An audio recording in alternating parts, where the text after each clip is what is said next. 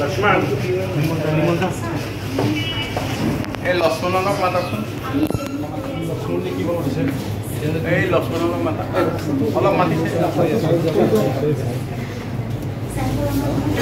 এখানে মোক কৈ আছে যে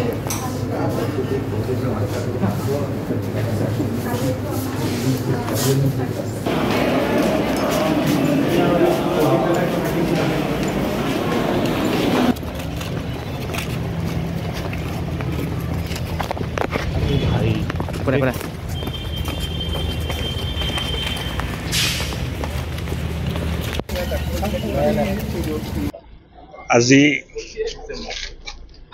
নগাঁও জিলাৰ জখলাবন্ধা হস্পিটেলত মোৰ ভ্ৰমণ হ'ল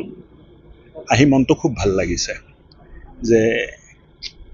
সাধাৰণ ৰাইজৰ লগত চিকিৎসকৰ সম্পৰ্ক আৰু গোটেই হস্পিটেলৰ ব্যৱস্থাপনা ইমান সুন্দৰ সিস্টেমত চলি আছে যে ইয়াক এটা আদৰ্শ হিচাপে লৈ গোটেই অসমৰ স্বাস্থ্য খণ্ডটো আমি লৈ যাব পাৰোঁ নেকি আৰু প্ৰত্যেক ধৰণৰ চিকিৎসা উপলব্ধ আছে নগাঁও আৰু বোকাখাটৰ মাজত এই বৃহৎ হাইৱেৰ মাজত এখন হস্পিটেল যিটো হস্পিটেলে এক্সিডেণ্ট হ'লেও চিকিৎসা আগবঢ়ায় চিকিৎসকসকলে মনোযোগ দি কাম কৰি আছে মই অন্তৰত খুব ভাল পাইছোঁ আৰু ইয়াৰ পিছত আমি জলসিঞ্চনৰ এটা প্ৰকল্প চাবলৈ যাম চিকিৎসালয়খনত দুই এটা অলপ অভাৱ হৈ আছে যেনে আল্ট্ৰাচাউণ্ড অভাৱ হৈ আছে আৰু ডেণ্টিষ্টৰ ক্ষেত্ৰত সকলো ধৰণৰ চিকিৎসা ইয়াত নহয়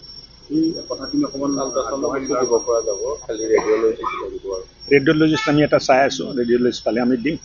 আৰু ডেণ্টেলৰ যিটো মেচিনটো অলপ বিজুতি হৈ আছে মই ভাবোঁ যে এসপ্তাহ নৱনিৰ্মিত যি 150খন বিচনাযুক্ত হস্পিটেল কেতিয়া মানে ৰাইজৰ সেৱাৰ কাৰণে কনষ্ট্ৰাকশ্যন হ'লে কমপ্লিট আমি দি দিব পাৰিম 1 বছৰ লাগিব